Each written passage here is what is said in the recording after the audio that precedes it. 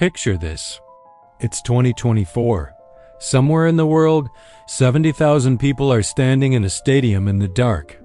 And then, one phone light turns on, then another, until the whole arena is glowing.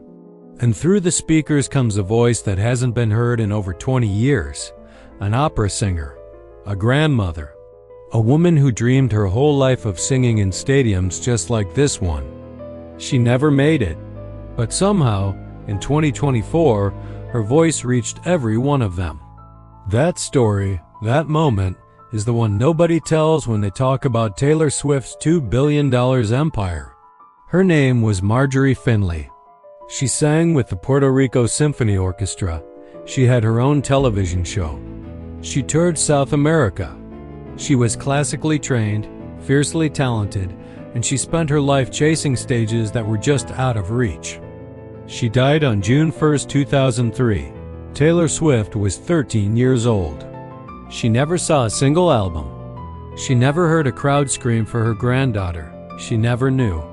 1 year later, Taylor's parents made a decision that cost them everything comfortable. Her father transferred his career at Merrill Lynch to Nashville. Her mother, Andrea, a woman who loved quiet lunches with friends and evenings at home, packed up the house and got on the road with her teenage daughter. At Taylor's first major award win in 2008, the 18-year-old stood on stage and dedicated it to one person, her mom. She said it was for the person who used to love to go to lunch with her friends and cook dinner for her family, and sleep in her bed every night, and she gave that all away, and left it all behind, to go on the road with her 16-year-old daughter. Andrea was backstage, in tears. At 15, Taylor signed her first recording contract with Big Machine Records.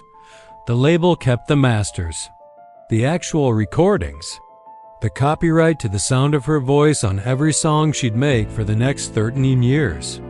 Nobody sits a 15-year-old down and explains what that really means. It would take another decade for the industry to show her. In 2019, those masters fell into the hands of a music manager named Scooter Brown, someone Taylor had publicly called an incessant, manipulative bully when he bought her entire former label for $330 million. She found out the day the world did. She wrote publicly, "For years I asked, pleaded for a chance to own my work." And then she did something nobody had done at this scale before. She went back into the studio and re-recorded everything. Not out of nostalgia, as a strategy. By releasing Taylor's version, recordings she legally owned, she redirected streaming numbers, fan loyalty, and licensing deals away from the originals. iHeartRadio, the largest radio network in America, replaced the old versions with hers. Now here is the part of the story the headlines always get wrong. Brown didn't lose. He sold those masters to a private equity firm called Shamrock Capital for $405 million, making a $265 million profit on a catalog he'd originally valued at just $140 million. He walked away wealthy. It was Shamrock who held the bag.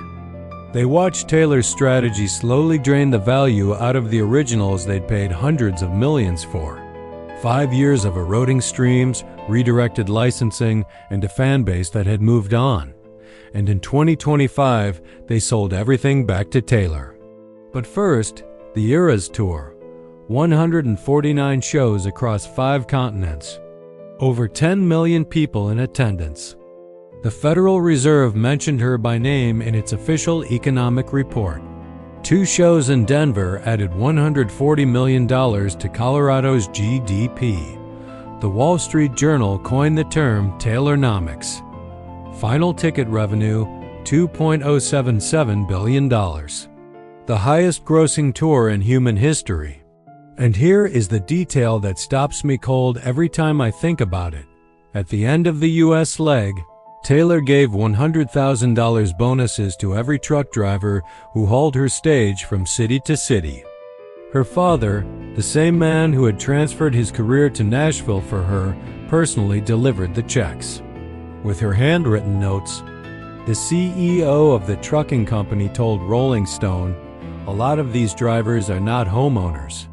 A lump sum like this gives you the ability to put a down payment on a home. That generosity is a game changer for these people." She handed out $197 million in total bonuses over the course of the tour. Here's the wealth lesson hiding inside that number. She could only give like that because she owned the machine. You cannot distribute what you never possessed. In May 2025, Taylor Swift used those tour proceeds to buy back her original masters from Shamrock Capital, $360 million. She paid for her own past. And now, every stream of every song from her first 6 albums flows directly to her. Every sync deal, every film placement, every time one of those songs plays anywhere in the world, including Marjorie. During all of this, the records, the billions, the history being made, her mother was fighting a brain tumor. Taylor wrote a song called "Soon You'll Get Better." She said she can't perform it live. It's just really hard. I can't emotionally deal with that song. She told Elle magazine, "There are real problems and then there's everything else. My mom's cancer is a real problem. I give all of my worry, stress, and prayers to real problems now." That is a woman who understands the difference between what lasts and what doesn't. Every night on the Eras tour, fans would hold up their phone flashlights during Marjorie spontaneously. No one organized it. Just 70,000 people, in the dark, lighting up a stadium for a grandmother they'd never met. And through the speakers, Marjorie's voice, recorded decades ago, would sing alongside her granddaughter. Taylor wrote in her Eras tour book, "Every night the crowd would hold their phone flashlights up during Marjorie, a spontaneous act that turned into a nightly tradition. It moves me endlessly that this happens during a song I wrote about my late grandmother, an opera singer who always dreamed of singing in stadiums herself. She didn't get there in her lifetime. But she got there. Because Taylor owned the music, and the music never dies." That is the wealth lesson. Not the $2 billion. Not the Eras tour. Not the Masters buyback. The lesson is that what you own, you can protect. You can grow. You can share. And you can carry forward through generations, through grief, through brain tumors and betrayals and contracts signed at 15 years old. What you earn, you spend. What you own, you compound. Marjorie spent her life earning her way onto stages. Taylor owns the stage. And one woman's dream, an opera singer who never quite reached the top, gets to echo through every stadium on earth. The world saw a girl making music. The industry saw a product they could monetize. Marjorie never owned a stadium. Taylor owns the song that fills them. One generation earns, the next one compounds. The only question is what you're leaving behind, and whether your name is on it when you do.